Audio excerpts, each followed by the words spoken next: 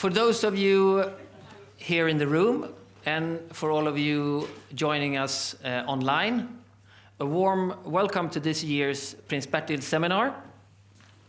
My name is Oskar Broberg, and I'm head of the Prince Bertil Fund.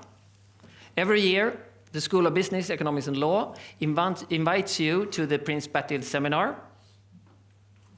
This is an open lecture on different aspects on the development of international markets.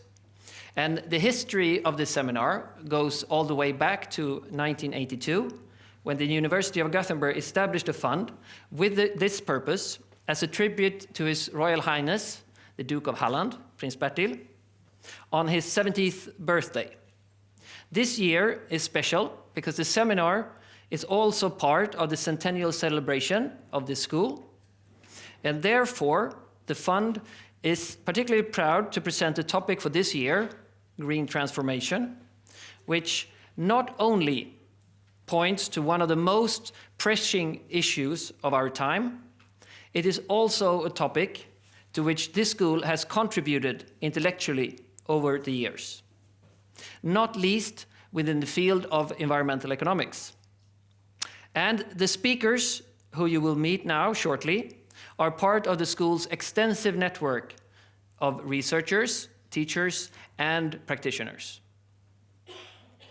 However, before we get to the seminar, I would like to take the opportunity to also highlight to you the other activity of the fund, namely the Prince Bertil Scholarship, which fund studies, internships, and theses which relate to the development of international markets. So each scholarship, amounting to 25,000 Swedish kronor, students are eligible if they are studying at this school. And for this year, 7 grants were awarded. And these students are this semester out at different locations around the world to gather experience and knowledge for their future path and career. So these years were awarded to Axel Olausson, Tilde Persson, Ebba Nyström, Mimi Bergström, Anders Wiman Eriksson, Sevi Agis Firmansja, and Rebecca Bergand. So please, a warm applause for these students.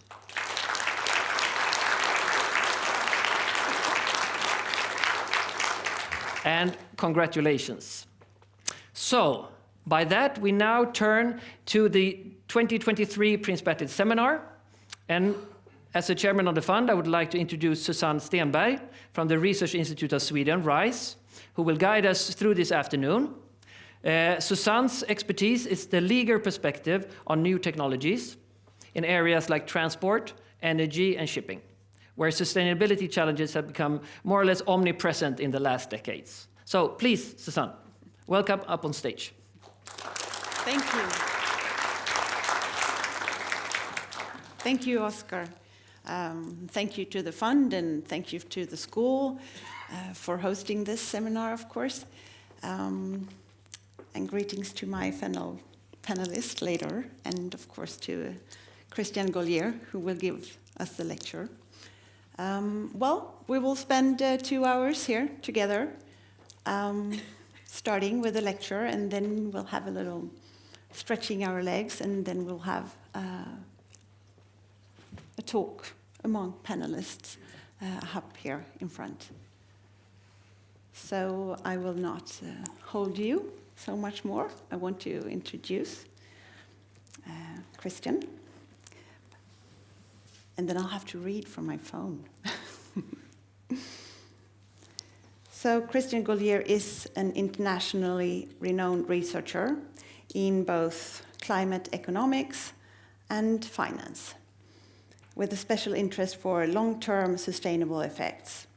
His extensive publication list spans over more than 130 articles in international scientific journals, as well as 7 books. In 2001, he won the Paul Samuelson's Award for his 2001 book, The Economics of Risk and Time, which he wrote with Jean Tirole, with whom he also created the Toulouse School of Economics. He is the past president of the European Association of Environmental and Resource Economists. He's one of the lead authors of 2 reports of the IPCC on climate change, International Panel on Climate Change. And in addition, he regularly advises several governments on their public investments evaluation policies and the ecological transition. So we are very pleased to hear here. A big applause. Thank you. The stage is yours. Thank you so much. It's always a big pleasure to come to Göteborg. It's a very special place for a climate economist like me. This is a place where a lot of research is going on for so many years on this topic. So you were a precursor in this field, and Thomas or Åsa are well representative of this effort to move the world to something better. Okay, so I have 28 slides for the next 40 minutes. I would like to entertain you about the main messages that climate economists consensually generate as scientific knowledge to move the world in the direction of a world with less carbon-intensive activities. The starting point is indeed we have a strong knowledge. Hard science knowledge about the fact that when we emit CO2 in the atmosphere, we warm the world. So there is a strong consensus on that. What is less consensual is the how to proceed to reduce those emissions. How can we go to a world with less emission and a better future for future generation? So there is really no consensus in the citizenship of the world about what to do. We have, as I said earlier, we economists, we have recommendations to make. But when we talk to politicians, when we talk to the real people, this is really problematic, and people do not understand many of the big challenges we face to decarbonize our economies. So my talk will be split in 2 pieces. The first part of my presentation will be about what should be done in terms of among the myriad of possible action at our own level and at the macro level.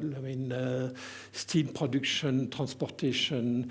What among this myriad of potential action, what should be the priority? How can we determine the relative merits of the different possible decisions to reduce emission in the atmosphere? And the second part will be mostly devoted to, once we have identified the socially desirable action to reduce emission, how can we organize society as a whole, our democratic system or our market system, to make sure that we get to making this necessary desirable action a reality. Okay, so part 1, desirable climate action. What are the actions that we should perform? Okay, so one first example is steel production. I came last spring here in this place for 1 week talking to different people, and I tried to get information because I know that in Sweden you have some advance in decarbonizing steel production. Okay, so I talked to Thomas talked to colleagues he knew in this industry, and I also talked to other people in other places of the world. Typically when people are happy to talk about innovation and on technology to green the world, they are much less accustomed to talk about cost. And us as economists, we try to get information about the cost, because at the end of the day, some greening action are very costly. And so everything green is not necessarily socially desirable. Here is, in this case, again, I'm not a specialist, but if someone else in this room or on the internet can tell me I'm wrong, I would be very happy to get better data on that. But the information I have is that to produce one ton of steel using the standard technology of blast furnace, like this one, 1 ton of steel generates 2 tons of CO2. Okay. One first information. Second information is the standard way of producing steel through blast furnace has cost over the last 10 years, on average, something like $650 per ton of steel. Alternative, there exist alternatives to produce steel without emitting CO2, okay, using green electricity and electrolysis and hydrogen. The alternative cost is still difficult to measure because indeed we don't have in the world a well-established plan at the size necessary to produce the quantity of steel necessary for the economy. But we have information about potential cost. The cost seems to be around $1,150 per ton of CO2. Okay, so you see that indeed should we accept to increase the cost by something like 500? I was talking about dollars here; it's euros. Sorry, so some 500 euros. That's cost, and this cost will be paid by potentially the producer, but most likely the consumer, the people who will purchase the car that use the steel that was produced by this. So I and you will bear that additional cost of 500 euros. That's costly, that's a sacrifice. We will have to purchase this car at a larger price. We will not be able to do something else with that money. So that's a sacrifice. What's the benefit? Well, we don't emit 2 tons of CO2.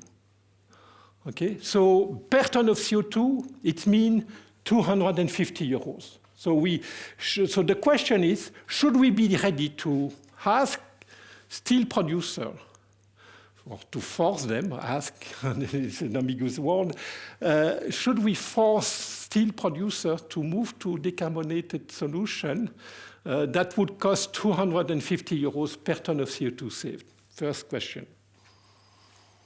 Okay, what do you think about that? Second example, I live in Toulouse. In Toulouse, Airbus airline industry is something important. So I will also try to get information about what's the cost of decarbonizing the airline industry. Tough question. It's also very difficult to get information about that. But what I got is the following information. Okay, why do we produce CO2 through airline industry? By the way, airline industry, like steel production represents something like 8% of total CO2 emission around the world. Airline industry, something like 4% emissions of CO2 around the world. So that's not marginal. That's not marginal industries. We produce CO2 through airline industry because we burn kerosene. Okay, kerosene from fossil fuel emits 3.16 tons of CO2 per ton of kerosene burned. Okay, at this stage we don't know how we will decarbonate that industry. I'm a member of the board of the Institute for Sustainable Aviation. We have a lot of discussion there. You can have batteries, probably not a possible solution. We could use hydrogen, also very difficult, technologically problematic. We can also use e-kerosene. Okay? E-kerosene is obtained from using green electricity, that would produce hydrogen through electrolysis, and this hydrogen will be mixed with CO2 to produce e-kerosene. Okay, and because you capped CO2 from the atmosphere to release CO2 from burning this e-kerosene, basically you have zero net emission there. Although there is some problem, so one ton of e-kerosene produces 0.32 tons of CO2. So you see, and the point is, it costs something like $3,500 to be produced. So same exercise. So and currently the ton of kerosene from fossil fuel costs something like $700 per ton of CO2. So same easy computation. And sorry about that. It's really basic economics 101.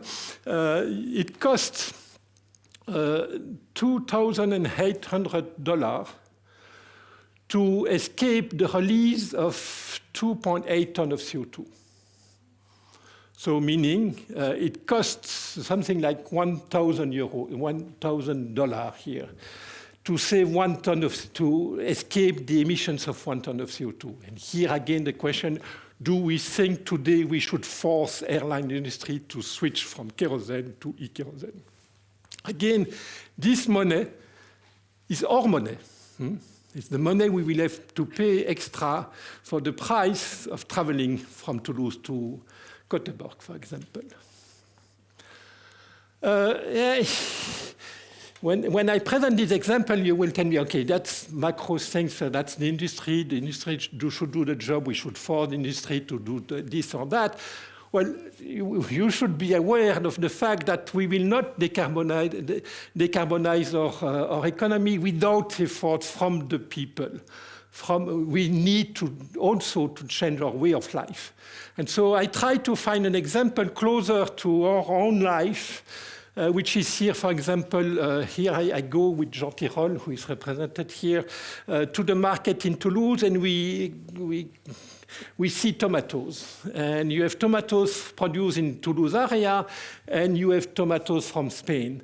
Tomatoes from Spain are cheaper because it's more sunny there than in Toulouse, and so it's easier, it's cheaper to grow tomatoes in Spain than in France. But the problem is that you need to transport those tomatoes from southern Spain to Toulouse, and that generates CO2. So the problem is Spanish tomatoes are cheaper. It's 1.8 euros per kilo of Spanish tomato. The French tomatoes are more expensive because it's less easy to produce tomatoes in France. It's 2.3 euros per kilo. So the question for Jean Tirole and myself is, should we be ready to accept to purchase those more expensive French tomatoes, cost 40 cents more per kilo, for the benefits of humanity? We should recognize that those French tomatoes are less carbon intensive than those Spanish tomatoes. Okay, for my students in Toulouse, I teach this course, and I try to estimate the cost per ton of CO2 saved, forcing Jean and myself to switch from the Spanish tomato to the French tomatoes, and I get doing similar exercise for steel and airline. I get something like 5,000 euros per ton of CO2. Okay, and then again the question is, should we force Jean Tirole to purchase local tomatoes in order to help humanity to face the problem of climate change? And can I continue? I'm very happy to talk to everyone who could give me numbers about the cost. So, for example, here I provide 3 examples that are relatively costly to reduce emission, but you have less costly activities. Look, for example, forcing your neighbor in Poland to switch from coal to natural gas to produce electricity. Well, I agree that natural gas these days in Europe is probably not a very good idea. At least 1 kilowatt 1 kilowatt hour produced with natural gas emit half as much CO2 than when that kilowatt hour is produced by coal. So the switch reduces emission, and when you do the computation, indeed coal is a little bit cheaper than natural gas, but as I said, it emits a little bit less of CO2. The costs per ton of CO2 saved of forcing Poland to switch to natural gas is something like 50 euros per ton of CO2. I replaced my heating system in my home from using fossil fuel to heat pump. Sorry, I was forgetting the translation. The heat pump, and that kind of switch costs for society as a whole. I got a subsidy from the French government, but forgetting about the subsidy, from the social point of view, it costs something also like 50 euros per ton of CO2 saved. So you see, you can do that, this and that. For all potential action here, you get the holy grail of an economist, of a climate economist, which is for the world, what are all those activities to reduce emission? What are the quantity of emission reduction? And what are the costs associated to that? We call that the marginal abatement cost curve. So it's really collecting all the things that I just presented at the macro level and represented from the least cost reduction of emission to the most expensive activities to reduce emission. And you see, depending upon you look at different sectors, the agriculture, buildings, industry, transport, power generation, you get different colors there. And you see probably one of the most difficult sector will be mobility, the dark blue curve. But anyway, and you see the number. You get large cost per ton of CO2 saved for those actions. So that's for the cost. So if I limit to the cost, I wouldn't do anything because all those things are too expensive. On front of those costs, there are benefits, of course. So not emitting 1 ton of CO2 as a collective benefits. Okay, there will be less warming, though less damages for the foreseeable future. That has a benefit. And at the end of the day, I need to compare the cost required, spent by our current generation if we decide to do those actions with the benefits. What are the benefits? Okay, so that's a difficult question. In fact, I teach a 30-hour course in Toulouse on that, and I'm sure Thomas do something similar here, and maybe Åsa, I don't know. So on front, in comparison to the costs, there are an ecological benefit that we measure in terms of the present value of the damage, the climate damages that will not be generated because I do not emit this CO2 this year. Okay, so we have models. Economists have built models where we examine having climate modules with economic modules, what's the consequence of not emitting 1 ton of CO2 in the atmosphere for the centuries to come. And so that tells us by how much damages will be reduced because of that action. And when you compute the present value of those damages, you have societal benefits of not emitting that CO2.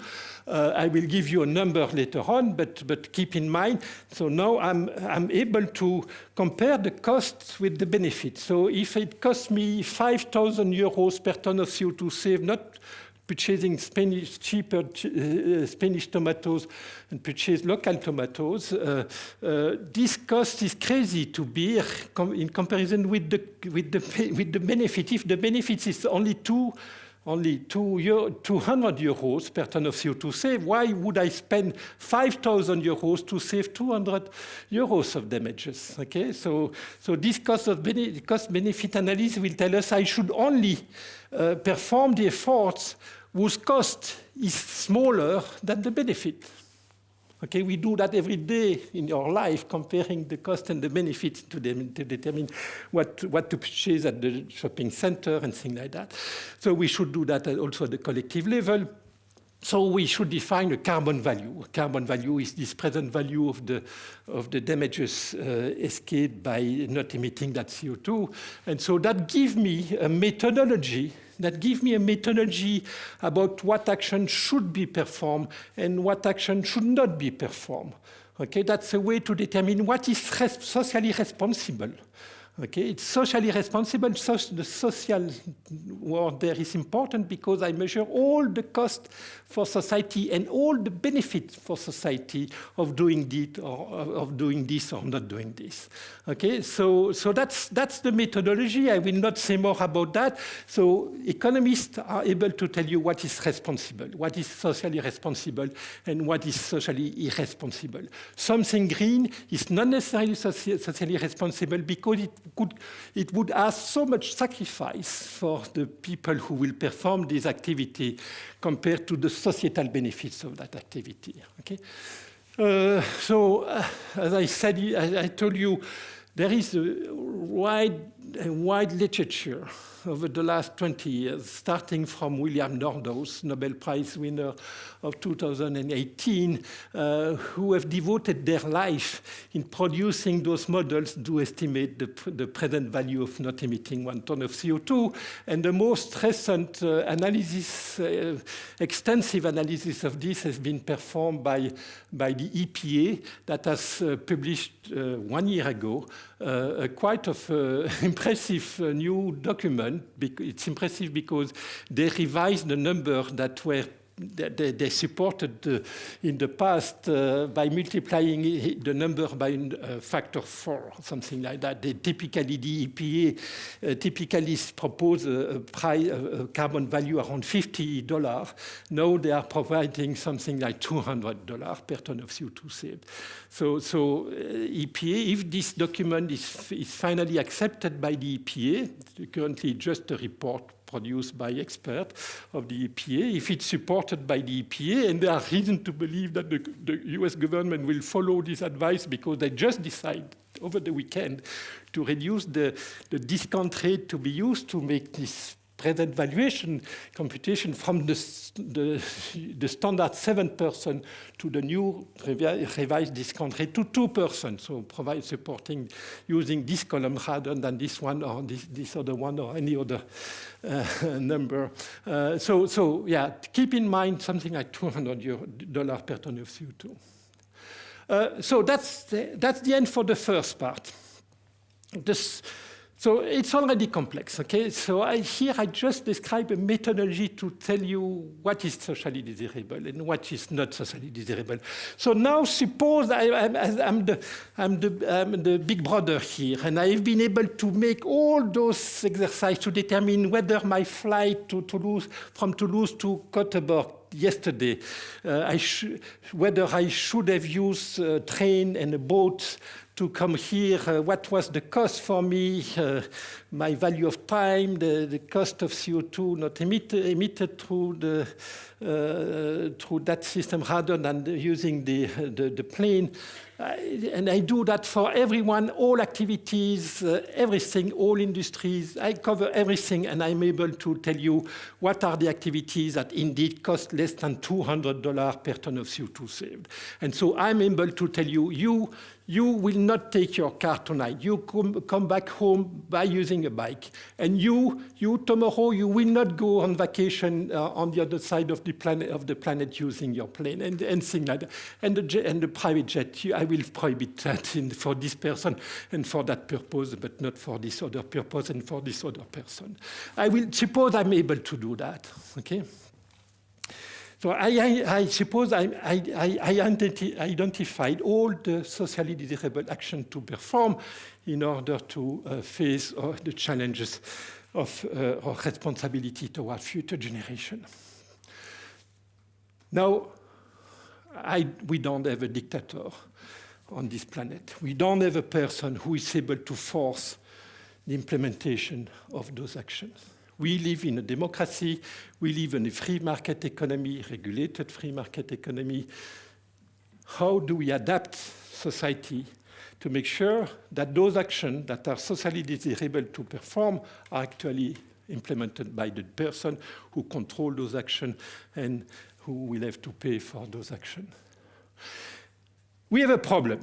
We have a problem because in the current system, clearly we failed. We failed to make sure that everyone who has an action that is socially desirable to be performed, perform it. We failed on that. And we failed on that for different reasons. The most obvious reason is that the person who performed the efforts to reduce his emission bear 100% of the costs associated to the action, maybe the time lost by using my bike rather than my car to go to my job this morning. I bear 100% of those costs, whereas the benefit is not 100% for me, it's rather 0% for me and 100% for you and for humanity. Okay, so when you bear 100% of the cost and 0% of the benefit, the equilibrium is the free rider problem. Everyone, every person, every industry, every country expects getting the benefits of the effort of the others and not doing the effort himself or herself. So that's a free rider problem. Second problem that makes this failure more obvious is what we call the tragedy of the horizons, here the time horizon. That is, when someone here in this generation performs an effort to reduce its emissions of CO2, most of the benefits of the effort will not be for the current time, for the current generation, it will be for the future generation. Okay, most of the CO2, and I learned that from Thomas in particular, most of the CO2 that I emit today will still be there in 1 century, in 2 centuries from now. And so the cost I impose to the future is almost permanent. The half-life of the CO2 in the atmosphere is much larger than 100 years. And so most of the benefits of the effort of the current generation will not go to the current generation, it will be to the future generation. It is not completely true. It is not completely clear whether we are very much concerned by future generation, to say the least. And then the third problem is one country like Sweden which would decide to do something alone in the ocean of other countries who are not ready to do anything, and I let you think about the country you want. What will happen? That will be just desindustrialization, because you penalize your local industry, and this industry will decide to delocalize this activity to other countries where the penalty on emissions is smaller. Okay, and indeed, one potential reason why Europe has been desindustrialized for the last 2 or 3 decades is because we decided to penalize our industries. And so the consequence is you expect to make these efforts, you actually make the sacrifice for the humanity, for the ecology, for the environment, but in fact the net effect is 0, because you just transfer the employment, the value creation to other countries. So we call that the carbon leakage problem. So then, do we have a solution? We, the economists. Okay, I have, remind me the time. I have another 15 minutes or 10 minutes? 15 minutes, so you tell me. So let me list a set of potential options to solve the problem. Here I list 6 options. Option 0, I will quickly forget about that. Yeah, you can just ask gently to the people who can control reduction effort to do this effort. You may work a little bit in that direction, because indeed people don't want to feel anti-social in their behavior. So you can nudge people in doing things that society would like, but that do not go far. And you can recognize that the last 30 years of this history of efforts to reduce emission illustrate the fact that just asking people to recognize that they have a responsibility toward future generation do not motivate people enough to actually do something sizable when confronted to these big challenges. Yeah, you can do naming and shaming, you can do fly bashing, but that does not go very far. So forget about that option. Option one is supply-side climate policy. So the idea is just asking, don't ask anything to consumers. Don't ask anything to the actual polluters, those people who burn the fossil fuels. Ask just the suppliers of fossil fuels to reduce their supply. And indeed, the job will be done. If I convince all oil majors to halve their production of oil and natural gas and coal, yeah, indeed, we cannot burn the oil that we do not extract from the soil.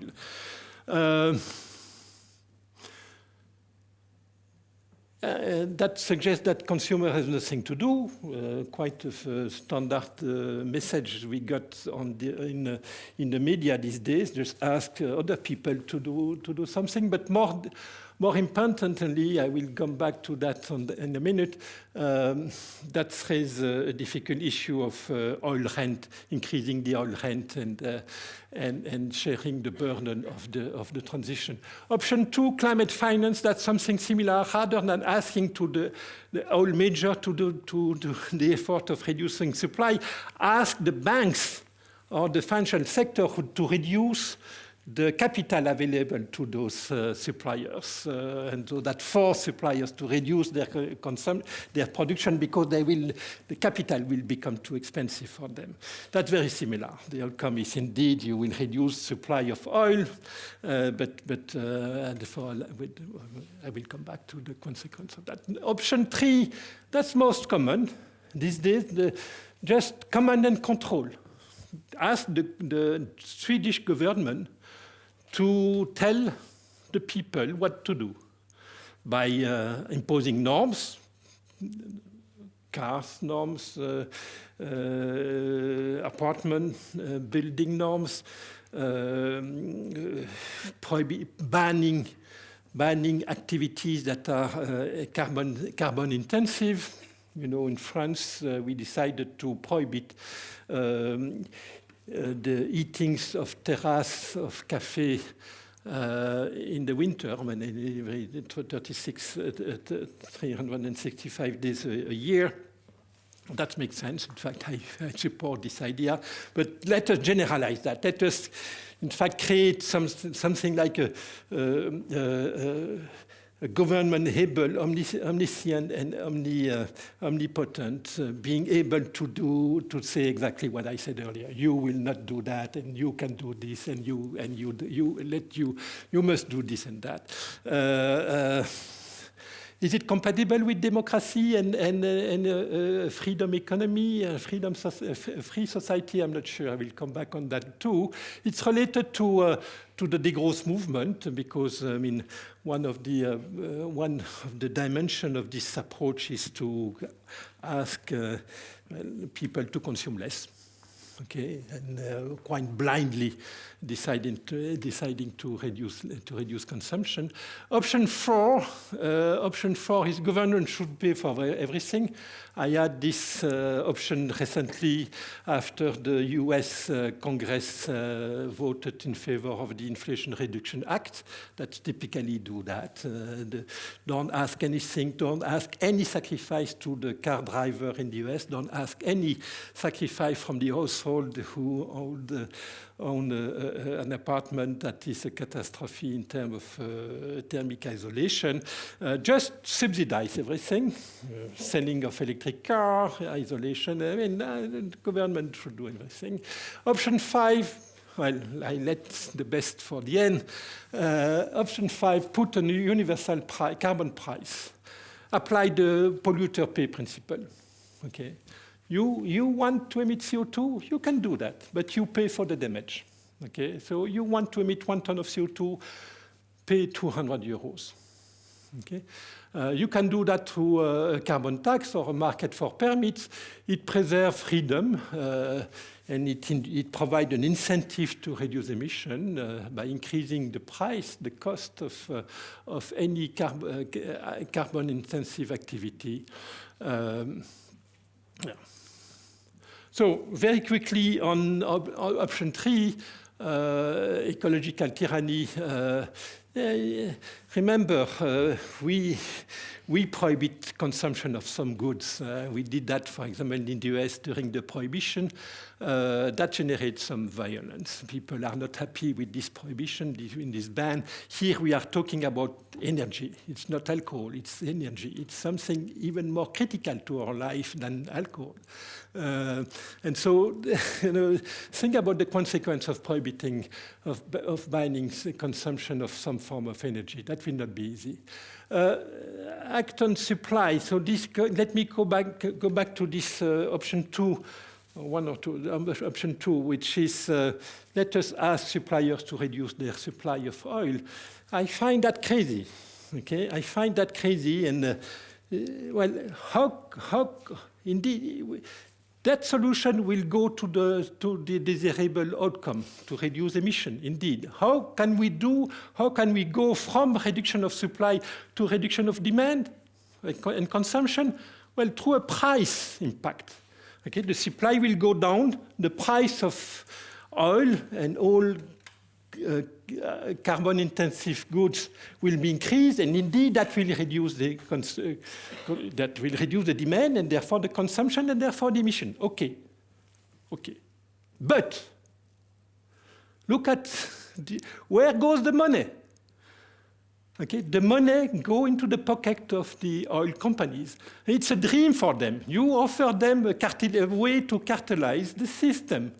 You offer them increasing their rent by what they dream of, which is reducing supply. Remember the OPEC. Okay, that's exactly what they wanted to do in the 70s, and since then they tried several times to get there. So you ask them to do what they do to hurt us 50 years ago. So when you compare to the solution of a carbon tax, the carbon tax also generate an increase in the price of carbon-intensive goods. But where do the money? The money goes into the pocket of the Treasury, and the Treasury can use it to fund, social activities, improving your schooling system or whatever. Okay, rather than enriching the shareholders of oil companies. So I'm. When journalists ask me what I'm furious about, one of the things I'm furious about is to see all those activists around the world that are trying to implement this strategy and refusing to think about the carbon tax, and even going violent about the carbon tax. So it's quite frustrating. And so just here to illustrate perfectly here a picture from the General Assembly in London of British Petroleum, where you see at the same time the recommendation to stop supplying and the problem of this hyper profit of the sector that same year. The two things are linked, and you cannot have the two. And you cannot have the two at the same time. So carbon tax is the consensus in our profession. Okay, a very large fraction of academic economists around the world support the solution. It's not everything, but it's a necessity to increase the price of fossil fuels to promote other sources of energy. Okay, there are a social acceptability issue associated to this solution proposed by the economists. One of them is the misunderstanding. Most people do not understand that the carbon tax is sending a price signal to every polluter on this place. Okay, and this is not to raise money to fund energy transition, just to align the private interest with the common good. Okay, if I force you to pay for the damage you generate, it is as if you would be the victim of your own irresponsibility, and that would force you to become more responsible. Okay, that's the idea of a carbon tax. It's moving your behavior. It's incentivizing to decarbonate your way of life. Okay, people do not understand that. Okay, and people do not understand that price is driving our behavior. Okay, and you know, yeah, I have many stories to say about that, and the discussion on the media, on the French radio line with socialists who say, you know, I'm presenting the example of, you know, look, compare the typical car driven in the US with the typical car driven in Sweden or in Europe. Okay. In Europe, we have smaller car, lighter car, more energy efficient engine compared to the US. And the reason is, well, you can imagine many other things, but the reason is over the last 4 decades, the price of gasoline has been twice as much in Europe than in the US. Okay. Okay, and my socialist correspondent in the media say, no, this is the US way of life. This has nothing to do with the price, blah, blah, blah. Okay, here is a demonstration, is an example of demonstration of the impact of price on behavior. I don't have time. This has been, so this idea of carbon pricing has been put in place in different regions of the world, but at a level which is way too small and on a very small scale often. So to look at here on the vertical axis, you have the average carbon price of the mechanism, and on the horizontal axis, you have the size of the share of the economy that is covered by the mechanism. And so you see most things that, so most places the price is zero, but where the price is not zero, the prices remain very small. Okay. So it's a failure. Up to now, economists failed to convince politicians and the voters, in fact. Think about the Yellow Vest movement in France. We as a profession, we failed to provide what we think as the solution, one of the necessary solutions to solve the problem. I probably have no time to talk about corporate social responsibility and the role of green finance. I will probably go back to that point during the discussion. So let me conclude. One thing is important is, and we go there very quickly, equity and climate change. There are many links between the two. And one of these links is indeed, if we don't do anything, who will be most hurt by the climate change? That the poorest people on this planet. Okay, vulnerability and exposure to climate change are strongly positively correlated.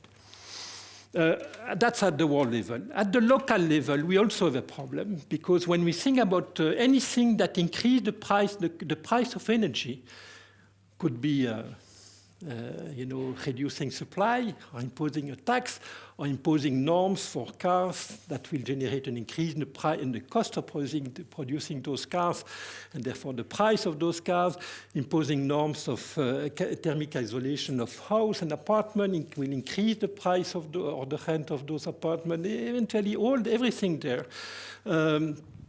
Increase the cost of energy. Okay, feed-in tariff on green electricity. Typically, it increases the price of electricity because the price will contain contribution for funding those feed-in price that are typically larger than the cost of standard production of electricity. So the problem is the rich consume more energy than the poor. That's easy. Right? Rich have a private jet, they have a big house, they have big cars, and so they consume more energy. But when you take this as a fraction of their income, in fact, the wealthier people devote a smaller fraction of their budget to purchase energy. And therefore, when you increase the price of energy, this is regressive. That is, you increase social inequalities. Okay? But and that's a typical critique for carbon tax, because carbon tax increases the price of electricity, the price of energy. Okay, but it's also true, and even worse, for all other alternatives, or most other alternatives. You know, when you have a bonus-malus system for purchasing electricity, electric car, electric vehicle, who today, maybe not in Sweden, but in France, who can purchase electric car even with the subsidy? Only the wealthy people. Feed-in tariff on photovoltaic panels. Who can put that on his roof? You need to be the owner of the roof in order to get the benefits. That was relatively large 10 years ago and still quite positive these days. Only the owners of the roof can get this benefit. So you see, all those alternatives are often even more regressive than a tax on carbon. And final argument: a carbon tax on top of providing an incentive to reduce emission, it also generates a fiscal revenue. And this fiscal revenue can be used to compensate or even overcompensate the first 2 or 3 or 4 decile of the distribution of income in the country. Something that cannot be done for a bonus-malus or a feed-in tariff or whatever. Okay, so you can combine fighting climate change and fighting inequality by using cleverly the carbon revenue generated by the carbon tax. Let me conclude, okay, and I'm sure we will come back to many of these things. Let me conclude with this slide. Okay. People often do not understand what I say there, and they are surprised for me to recognize that markets do not work. Okay, it's true that climate change is the biggest market failure ever. Okay, a free market economy cannot alone solve the climate change problem, for the free riding problem, for the tragedy of the horizon, for the problem of the carbon leakages. So we need strong government. We need a strong regulation to solve the problem. Okay, first point. Second point, many people do not understand that economics has something to do for the solution.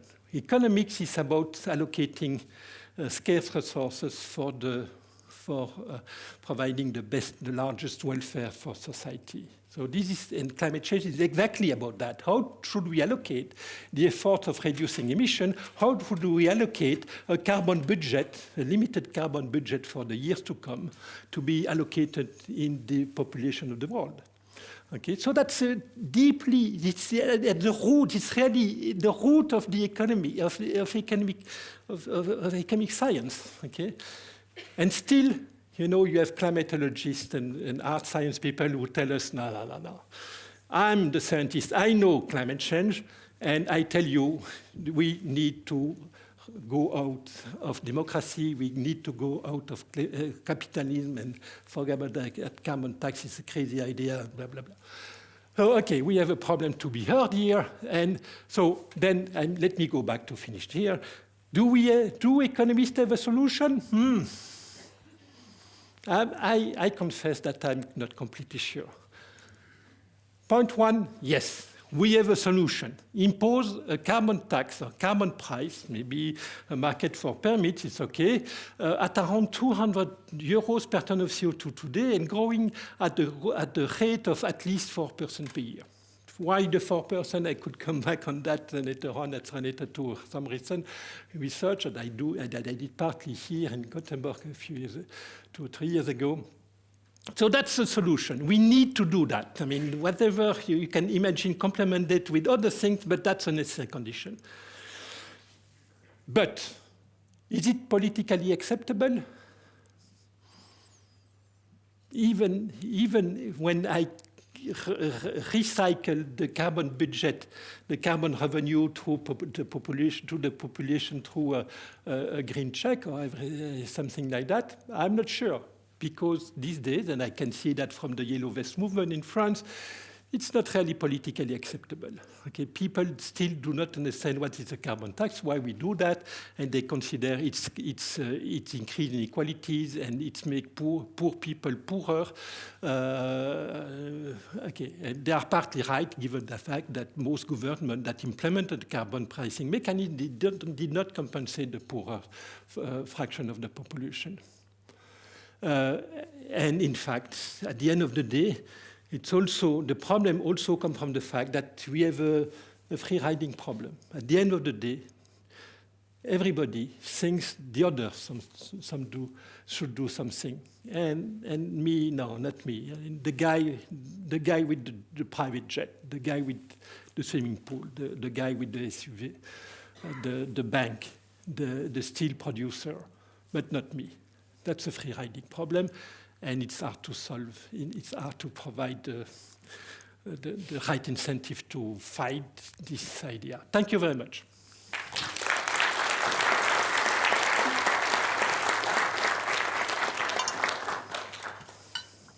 Thank you. Thank you, Christian Gollier. You can stay up here. Oh, really? Yes, because I will ask the audience if there's someone who has a question who wants to. We have someone raising his hand over here. The mic is moving on. And then I'll also ask to look in the chat for the web. But thank you very much. Not now. Go ahead over there.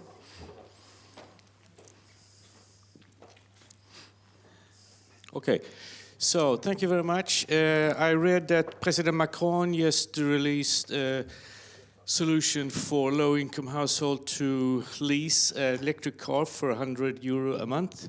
Is that just politic, or will it be significant for the climate? Yes, sure. I mean, that is the current system, the current bonus-malus system, where you get in France a check of now €7,000 if you purchase an electric car, a light electric car, because they are big SUV electric car, which is not a good solution. So that's only a small fraction of the population is attracted by the bonuses, but because even with the bonus, the purchasing an electric car is really representing a sacrifice for the people. So indeed,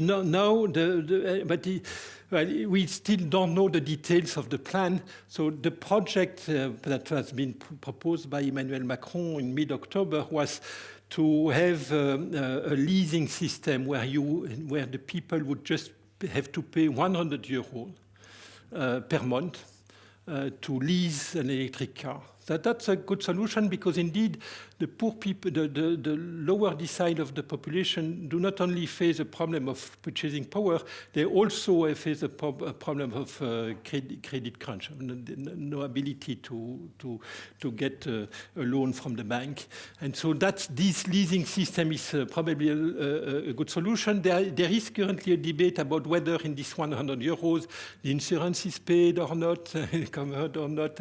What about the price of electricity? And so but I'm happy with this. It will probably be costly for society. At the end of the day, the question is also whether purchasing electric car today is the right solution. Like, I mean, I could have done what I've done for steel, what I've done for airline, what I've done for Spanish tomato. I could also do it for purchasing an electric car as a substitute to a thermic engine car. And the current situation is, the cost per ton of CO2 of this switch from thermic engine to electric is around €200 these days. It's going down fastly, and very fastly over the last 10 years. It's currently crossing the threshold of €200, so it's becoming indeed an action that is socially desirable to be performed at the wide scale. So I'm in favor. Thank you. I'll see if there is a question. There is one question over here as well. The mic will come to you to tell us what's on the web. Oh no, I was thinking down here. I'm sorry. But keep it in mind, and we can come back to it when we're talking in the panel. Maybe. Yeah. Thanks. please. Yeah, there are several questions here. We'll just try to choose some of them. So there seems to be a number of questions that have to do with taxes and levies. So, for instance, Lars Olof is asking whether the CSRD directive that is imposed on property owners to report on the climate and CO2 impact of their businesses. And he is wondering, there appears to be a requirement of transparency in this directive, but no consequences for bad scoring. So there is a question there, will there be any taxes or levies? And somebody else is asking about progressive kind of carbon tax. Progressive. Progressive, okay. Carbon tax. There is also a question about the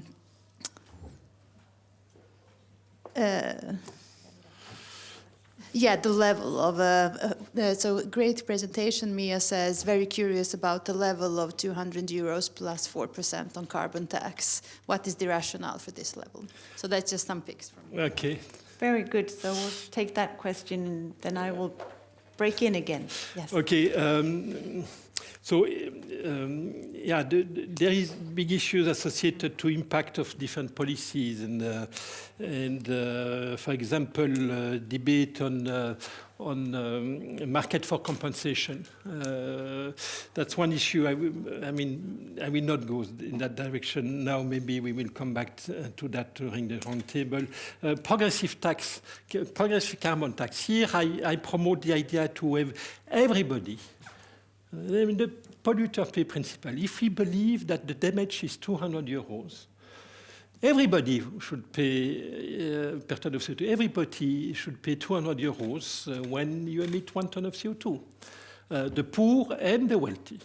Okay, I don't see any reason for this providing a less responsibility to poorer people. What we can do with the carbon tax is to compensate the poor by using some fraction of the fiscal revenue to compensate, and maybe again, we could overcompensate the poorer for their sacrifice, and so again, my system, our system, the system proposed by economists to have a universal carbon price. With compensation, can combine the fight against climate change and the fight against inequalities. Indeed, I see voices like my colleague, Thomas Piketty, and colleagues at the Paris School of Economics saying we should offer a smaller carbon tax for poorer people, or having. So I don't think it's a good idea, because first, I believe that there is no reason in terms of fighting inequalities. The solution that the economists propose solve the problem of reducing inequalities. And second, it disincentivizes potentially large fraction of the population to do anything. I'm not against, for example, having a price of carbon that is larger for private jet. Okay, for private jet, poor people do not use private jet. Okay, and probably with 200 euros per ton of CO2 saved, the rich will not stop using private jet even for their leisure, which I think is probably irresponsible behavior under my methodology. So I'm in favor. And I put that on paper in a recent newspaper article in France. I accept to depart from what I've been convinced to do for the last 20 years. For kerosene, for private jets, I agree that to impose not a price of 200 euros, but maybe a price of 1,000 or even 2,000 euros per ton of CO2 for kerosene used by private jet, because it's targeting a fraction of the population, which in particular is critically important for mobilizing the entire population. Giving the right example, the right behavior from the wealthy is a necessary condition to motivate everyone in the population to do what is necessary to do. And then the 200 euros, yeah, that's a big debate. I mean, if you do not discount the flow of damages generated by 1 ton of CO2 today, you will not get 200 euros. You will get 2,000 euros. Okay? Discounting, so penalizing the damages because, I mean, making the damage less important because they are materializing in the distant future, which is what we do in economics, raise moral issue. Okay, why should we wait? Why should we reduce our sense of responsibility because those damages that we generate by our action are materializing in the distant future? Well, we do that in economics for something you will not like.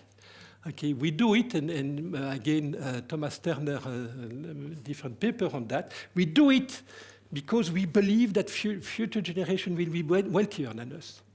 Okay, and if we believe that future generation will be wealthier than us, it's clear that we should be less responsible for the damage that we will impose to them, because at the end of the day, we are the poor, they are the wealthy. We should not sacrifice too much from the poor to give to the wealthy. And so the discount rate makes these things.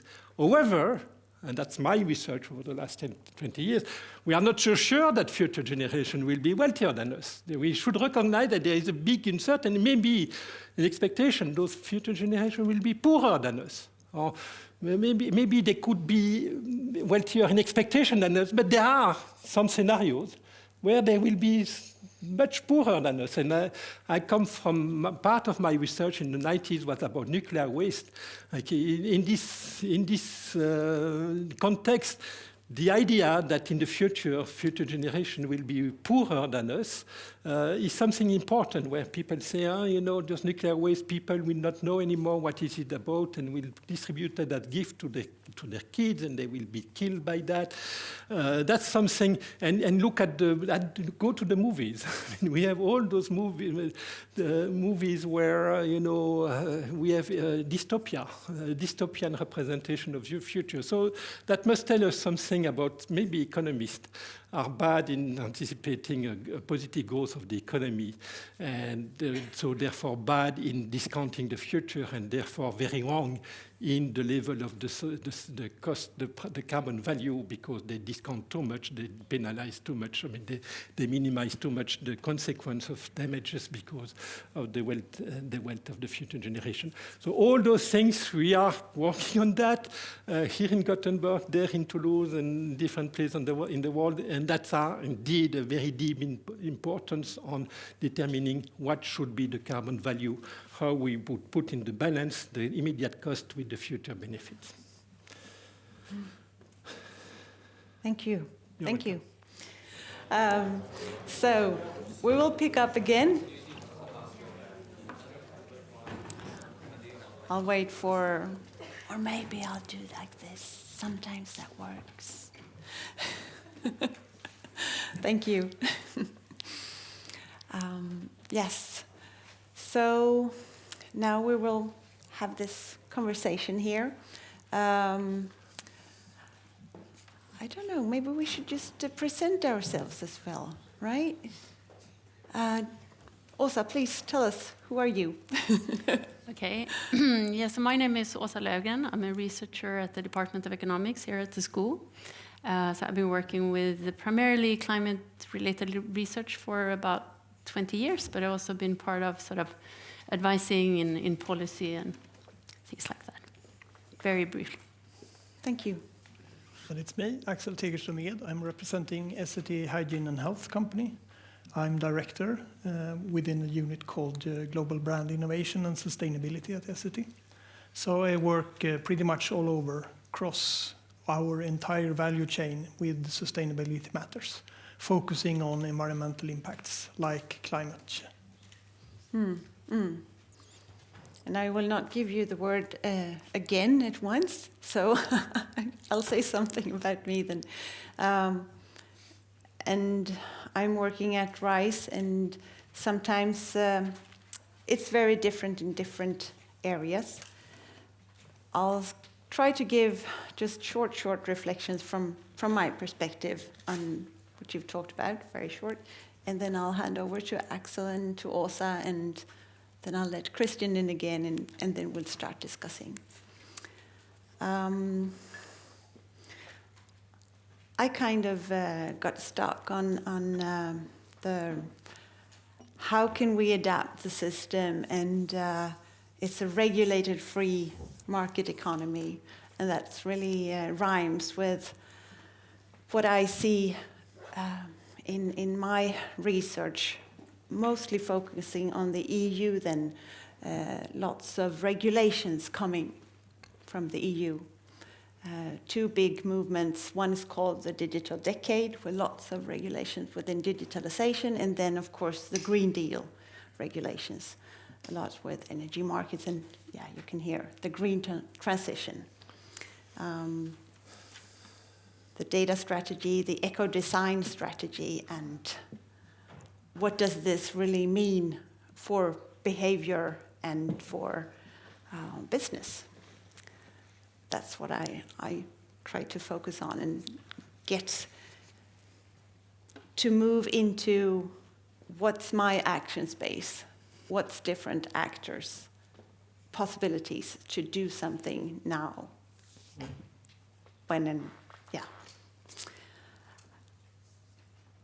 And here, the proposition of a carbon price is quite disruptive, I think. Which I think, I'm not sure, but that's also one of your points, I'm thinking. That's something that I bring along, at least from my perspective. Disruptive policies for transition then. Disruptive in a positive way or a negative way? Because exactly. Connotation, yes. There could be different connotations in different areas, definitely. Yeah. That was my reflections. Axel. Yeah. To start with, I'm an engineer, not an economist.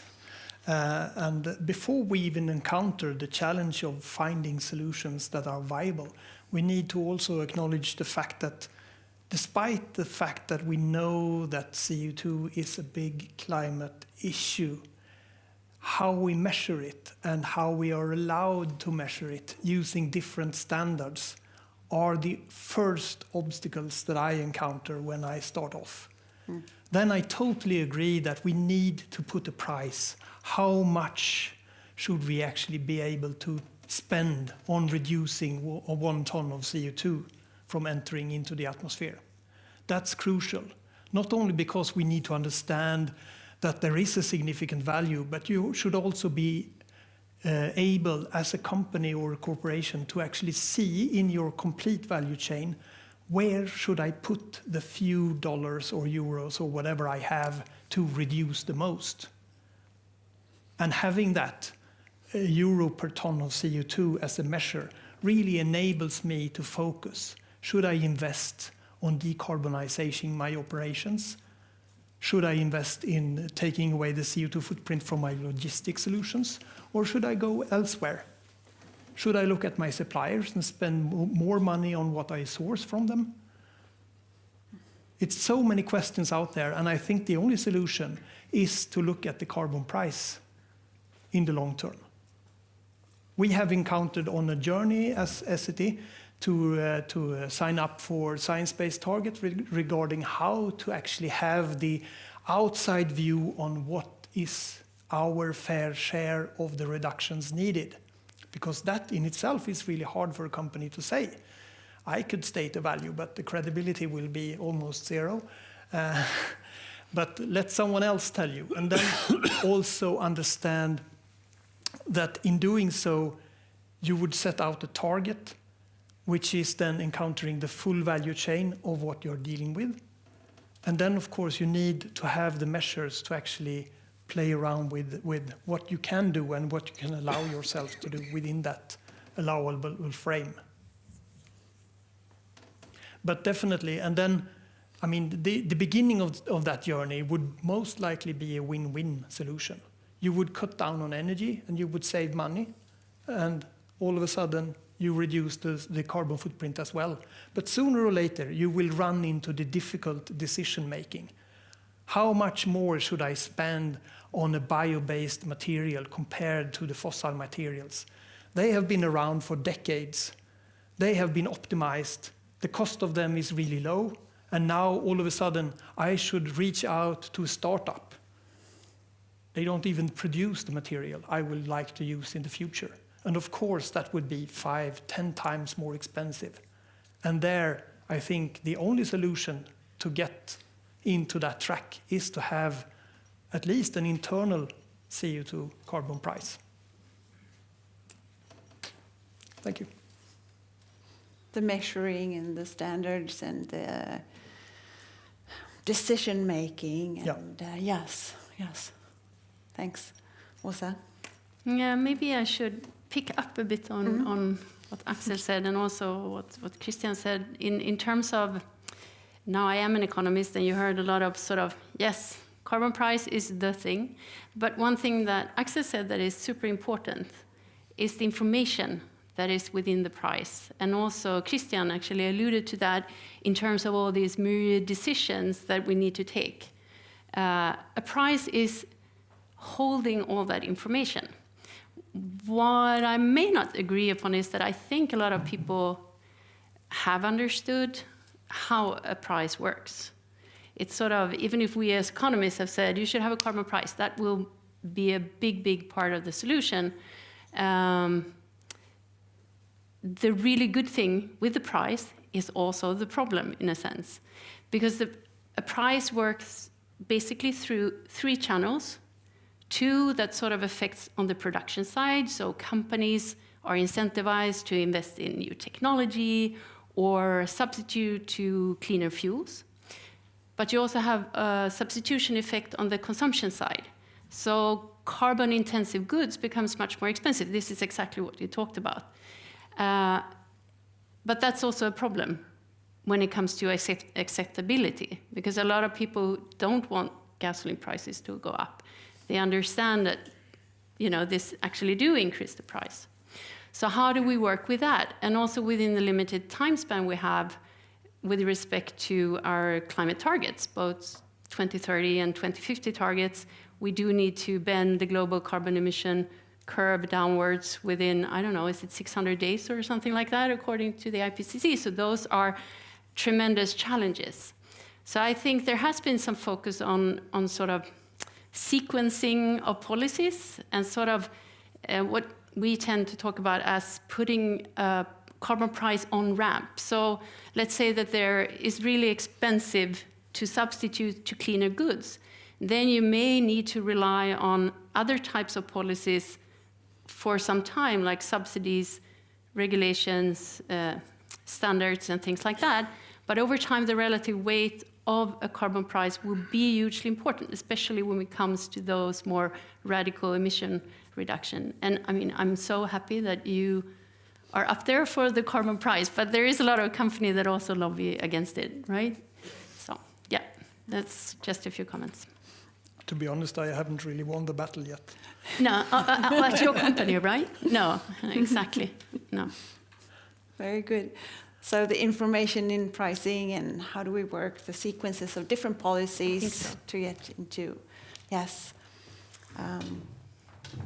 Christian. Yes, well, many interesting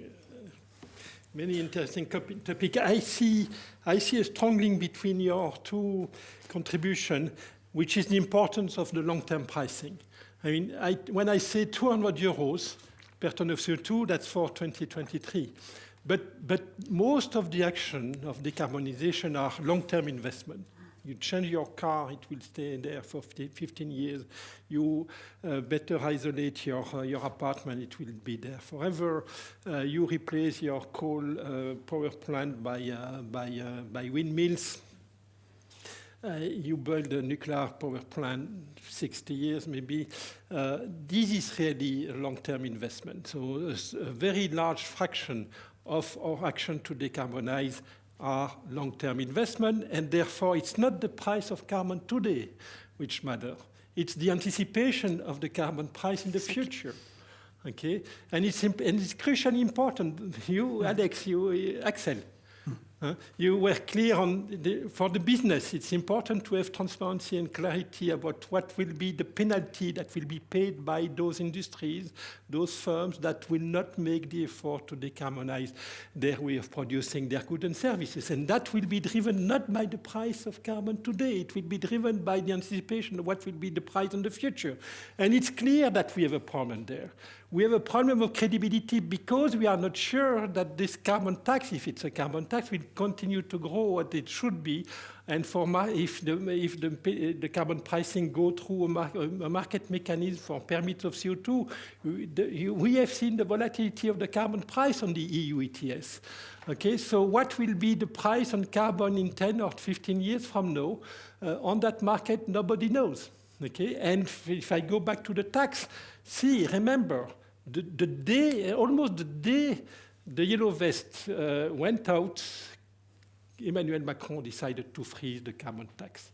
It was planned to grow at whatever rate. It was blocked, it was frozen at 44.6 euros per ton of CO2.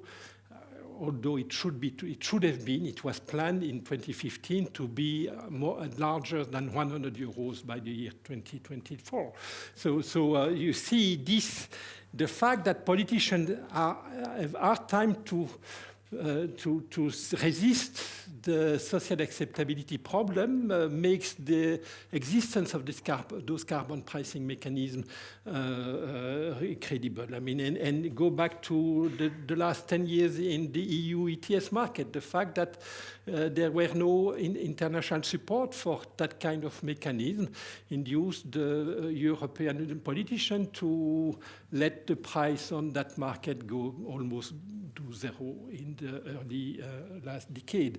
So the credibility problem is crucially important. By the way, I propose to create, you know, where did we have another credibility problem from the political world to solve an economic problem?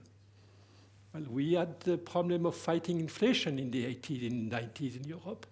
How did we solve that problem? The incentive for the politician to print money before the election to get reelected? We provide independence to independent central bank and then the European Central Bank.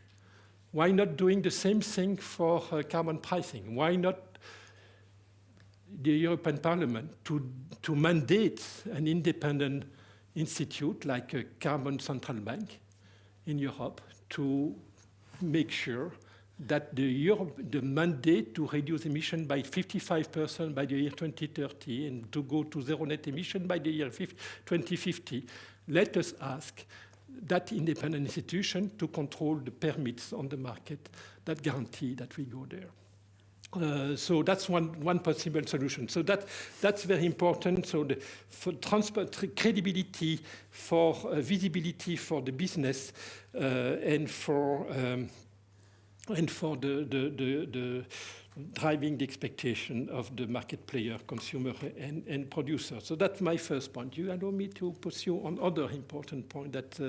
it depends on. Maybe Åsa had a little bit of... no? No. Not now. Well... You decide your... No, for me, we can have a conversation. So...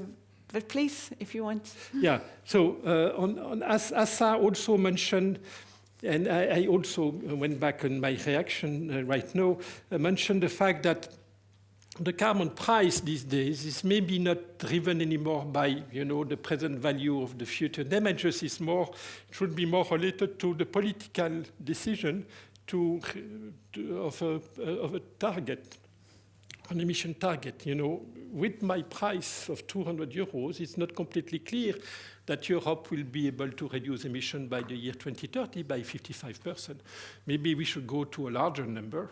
Okay, so there is a fight in economics between two views of what is the carbon value. Is it the Pigouvian approach based on the idea that we should, the polluter pay principle, pay for the damage, and therefore we should measure the damage and put the price equal to the damage, the marginal damage to be precise, or let us recognize that it's difficult to do that. Damages are difficult to measure. There is a measurement problem. Axel mentioned that. There are discounting problems. So maybe it's too complex. Maybe we should recognize that we live in a democracy, and our politicians have already decided, and they've committed our economies to reduce emission by that number, by that fraction, by the year 2030. And therefore, associated, if we know the sensitivity of the emission to the carbon price, we should know what is the price of the carbon necessary to attain the reduction of emission. Okay, we call that the shadow price associated to a carbon budget. Okay, and potentially the price is larger than 200 euros to get there.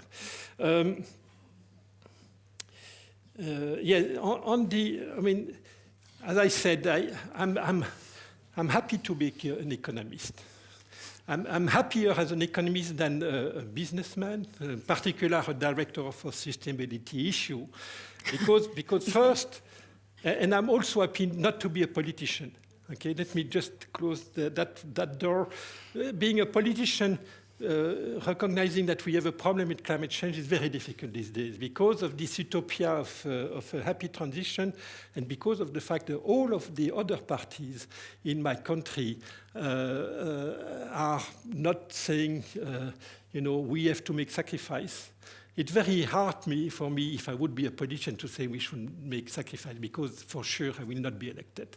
So for a politician, being responsible and being re-elected is almost impossible these days. So going back to the businessmen, in particular the director of sustainability issue, first, climate change is not everything. We have biodiversity, we have artificialization of the soil, we have natural assets, so that's very difficult. Second point, asking for corporation to take the responsibility that politicians refuse to take. I mean, carbon price is far away from the 200 euros we need. So let us ask the banks, or let us ask the corporation to do the effort without the incentive, the collective incentive, the centrally controlled incentive. So meaning, let us ask companies, if they are clever, they should have an internal carbon price. They should do the cost-benefit analysis that I've been describing the first part of my talk. So that's implicitly meaning having an internal carbon price for the company. Some companies do that. But it's very hard, because if we live, and I think in most sectors we live in a very competitive framework, it's very hard to ask a company alone to accept to make more effort, to accept to face larger costs. And think about the steel example. Okay, you double the cost of decarbonated steel compared to blast furnace technology. So which steel company would accept to double the cost of its own way of producing steel, okay, when your competitor do not do that effort? So you will be responsible by doing that, but you will be dead. Okay, so it's not very clever to be responsible but dead. Okay, you just transfer your share of the market share to competitors who will continue to emit CO2. So it's very hard in a free market economy if the government does not take its responsibility by imposing the change in the rules of the system, by imposing a carbon price, a collective carbon price that every market player will have to pay if it continues to emit CO2. It's very difficult to ask a single company to become responsible. Okay, it's almost impossible in a free market economy. So that's another illustration of the necessity to have a carbon price to reorganize the system to face the problem. Yeah, let me also take another example for the necessity of a carbon price. Okay, we have talked a lot these days. You were mentioning the Fit for 55, the Green Pact, the Green Deal, sorry, le Pacte Vert. One of the elements is to ban thermic engine car by the year 2035. Okay, that's simple. Everyone applaud about that. But the problem is, remember, today it's much more expensive to produce an electric car than a thermic engine car. Okay, and also there is a problem with employment. It's much less labor intensive to produce an electric car than a thermic car, so there is an employment problem there, but forget about that. So should we expect technological progress to make sure that electric car one day will become cheaper to produce than thermic engine car? I don't see that. We don't see that. In particular, batteries do not get much progress in being cheaper to be produced these days. So what will happen in 2034? If we don't have a carbon tax, at the same time, the Western world becomes serious. Suppose that the Western world becomes serious about climate change, particularly by forcing citizens to purchase electric car. What will happen with the price of oil on the market? Well, those oil-rich countries will feel the stress of not being able to sell their wealth before it's too late. So they are likely to sell their oil before it's too late, so that at the large price. So one likely scenario is that the price of oil will be smaller on the market than these days. Without the carbon tax, it will imply that the price of gasoline at the pump will remain, maybe it will become cheaper than what it is today. So, end of the story. The electric car will remain very costly. Thermic car will be quite attractive because the price of gasoline at the pump will maybe be smaller than what it is today. So beware of the yellow vest. Beware of the yellow vest. The yellow vest happened in France because they had to pay 2 cents per liter of CO2 on January the 1st, 2019, more than it was before. That it was on December the 31st, 2018. So only 2 cents. Here we are talking about several thousand euros difference between the banned carbon-intensive solution and the responsible solution. And so, so from far away, from 12 years away from the problem, we all applaud, but think about what will happen the year before. Thank you. No, but maybe just a brief comment.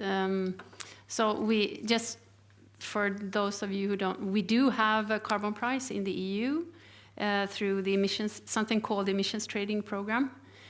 We have a carbon tax in Sweden, but there will also be a new emissions trading program in the EU if everything goes as planned. With an emissions trading program, you get the price. So in a sense, there will be an on-ramp towards that ban that you are talking about. So prices will increase because transportation, again, if things go as planned, there will be a price also on the transportation sector moving forward, which is EU-wide, and which is also points to the importance. Like when we came earlier, like when I started, I thought we were going to get this top-down carbon price, global, that's the thing, that's going to happen. And then there are these climate negotiation meetings every year. We had a meeting in Copenhagen, I'm sure some of us were there, and there was a disaster. Maybe you have seen these photos of Angela Merkel and Barack Obama and I don't know who was from France. It was the Copenhagen COP 16. No, 15. 15. They were very sad.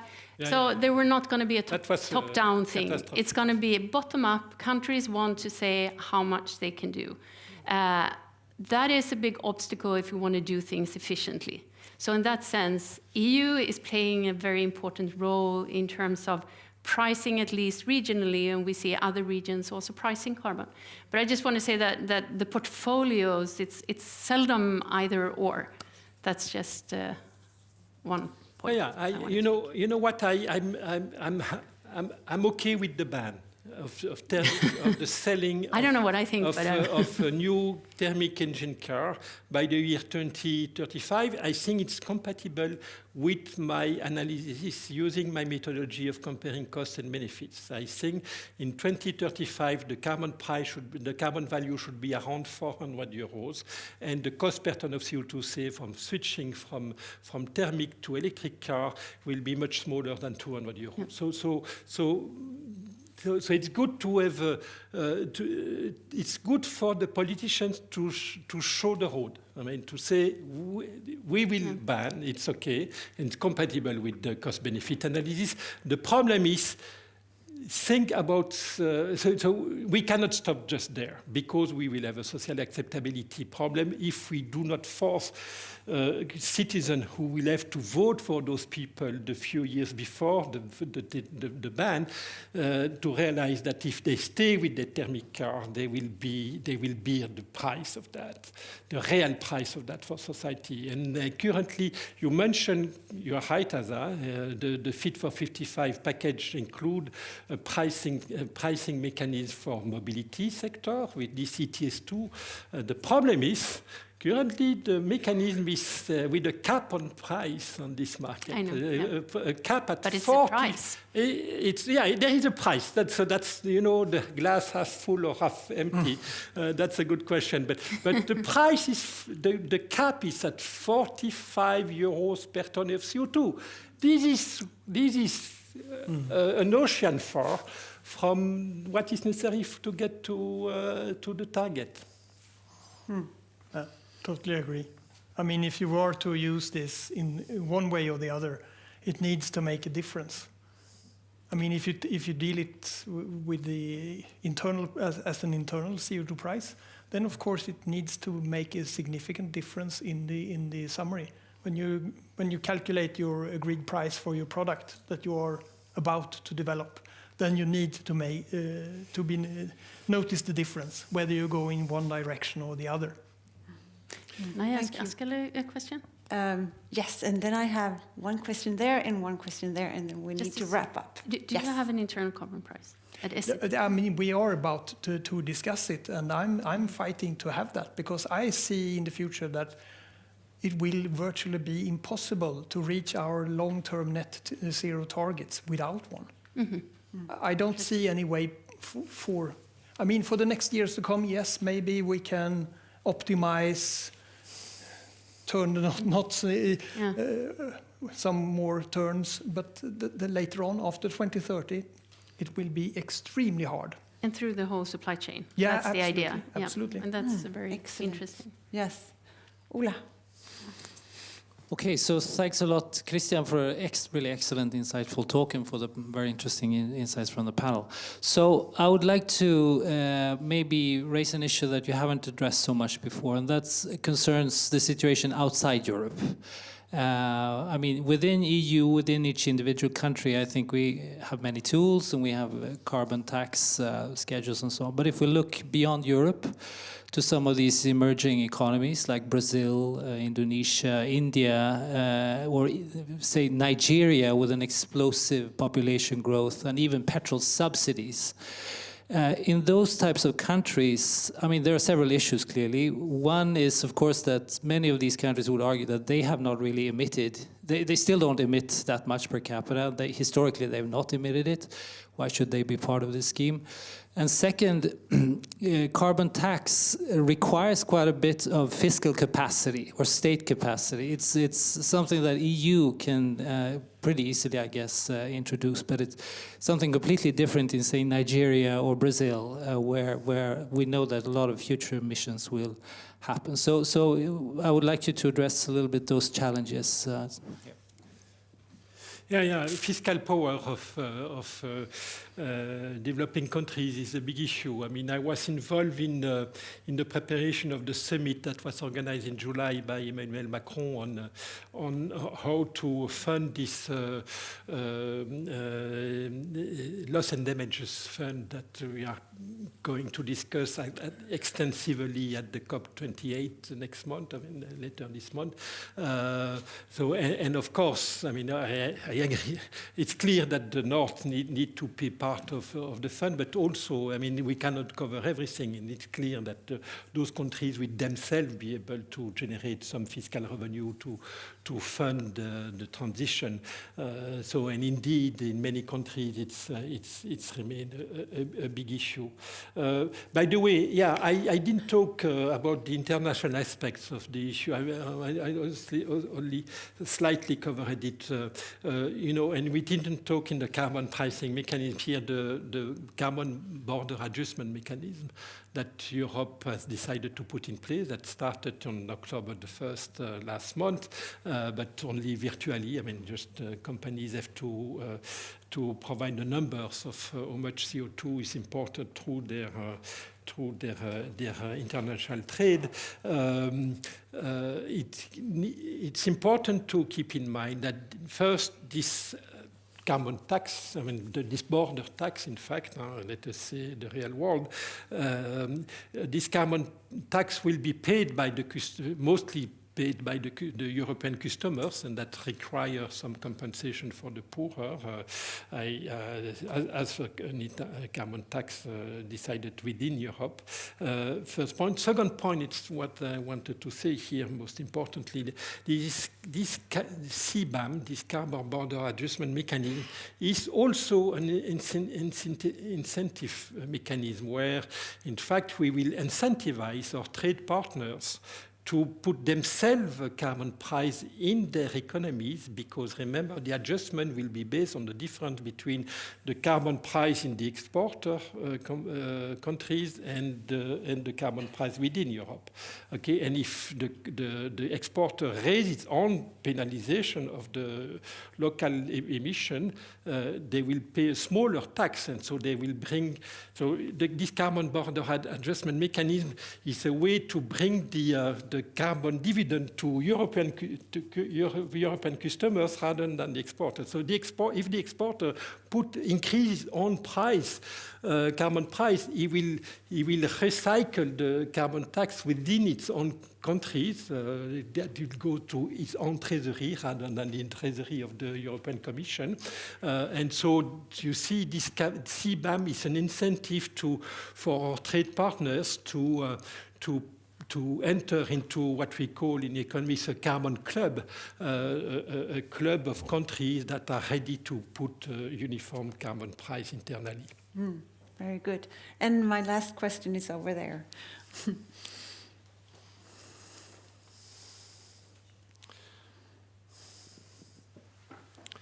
Yeah, thank you so far for the talk. My question is more like remarks, and maybe you could react to how you see it. So I'm really a bit surprised that you actually argue for a carbon tax instead of the credit system that we have. Because normally a textbook would say, if you want to control the price, you use the tax, and if you want to control the emissions, you use the credit system. And so I would say, we need the credit system because the important part here is to control the emissions, because they need to go to zero. Because how are you sure that the tax will actually reduce emissions? Because if you say you have a redistributive approach, you basically, I don't assume that the rich people will reduce their emissions. They have enough money. And the poor people get compensated, so actually they can afford it still. So how should that work? And then my last point is, the price alone does not really reflect how the system of technology works, because there's way more to it. Of course, for example, power structures. The oil companies, the car manufacturers, they promote the electric vehicle, for example, the car manufacturers, because they still want to produce cars. But the solution would be to go to public transport, to eliminate individual transport. You know, that would be a sufficient solution for that, but not still having a lot of material and energy put through the system, which is a problem. Thank you. Well, deep questions. Thank you very much for them. So maybe let me start with the middle. You seem to say, you tell me the price does not work. I mean, people have to purchase gasoline at the pump because there are no alternative to their car. No, we know, I mean, the data are clear. When you increase on average, when you increase the price of gasoline by 10%, you reduce consumption of gasoline by 8% in the long run. That is, people will drive less, will substitute by their current car with a smaller or lighter car, and see what happened during the crisis of the 70s. I mean, people reduced the size of their car in Europe because of the large increase in the price of gasoline. So the pricing does work. Okay, so my first point. So the second point, without uncertainty, having a quantity target or a price target is equivalent. I mean, if you have a quantity target, a market for credit permit, there will be a price that come out from the equilibrium on that market, and that price, you can duplicate it by a tax, an equivalent tax that will generate the same quantity impact. So if you have a quantity as a target, you get the price associated to that target, and this price you can transform it into a tax that will generate the same quantity impact. The problem is we live in an uncertain world, and as I mentioned, I agree with you on that dimension. If I have a carbon tax, I'm not sure that this carbon tax, whatever the level, will attain the quantity objective. So indeed, you are right. With the fixed carbon tax, I'm uncertain about the impact. Okay. The problem is, let me say it differently. I mean, for the quantity target, you generate such a large uncertainty for the corporation, and in fact for the consumer. If I don't know what will be the price of the permit I will have to purchase to continue to use my SUV for the next 20 years, whether I should switch to an electric car, same thing for aluminium or steel industry. If you don't know what will be the price in the future, you will be less incentivized. We know from macroeconomics that the uncertainty, the macro uncertainty has a big negative impact on investment. So when there is more macro uncertainty, corporations reduce investment. So clearly, the uncertainty about the future price of carbon is a big problem to initiate this strong energy transition that is now required, urgently required. We are still talking, the jury is still out among economists about the relative merit under uncertainty, what should be whether we should implement a market mechanism or a tax mechanism. From my point of view, I'm talking a lot with the corporation. I think the clarity of what will be the price of staying with the high-intensive high carbon-intensive way of producing goods and services, that clarity is a strong incentive to do the right investment today. But I agree that there are negative impacts from that point of view, given the uncertainty of whether we will get to the target. Thank you. We were having quite a lot of discussions here and many questions for you. So it's been really good to have you on stage here. I'll ask Oscar Broberg to get up as well. Thank you, Susanne. With this, I would like to close this year's Prince Bertil Seminar by extending the fund's gratitude to Christian Gollier and also to the panelists and to Susanne, of course. I think this year's seminar is really displaying the need to constantly bridge the gap, how difficult it might be, between academic research and society at large to meet these challenges of green transformation that meets us. And first of all, I would like to extend a small sign of appreciation to Christian. Thank you so much. Thank you. And it's a small medallion from on the Prince, giving the name to the seminar. And I also, since Christian is traveling all the way to France, I won't burden you with flowers to bring home, but I would like to give flowers to the other panelists who are slightly closer to at home. Would also bring home a small medallion. Thank you. And I also would like to give some flowers to Susanne. Thank you very much. It's me, thank you. Thank you. And finally, I think also I would like to thank all of you here in the room and also online for joining us this afternoon. And by this, the School of Business Economics and Law turning 100 year this year. I think this was a worthy way of celebrating this. And also, please welcome back next year for the next Prince Bertil Seminar. And while waiting for that next year, please grab some Swedish fika just outside the door and continue these important conversations. Thank you for today. Thank you.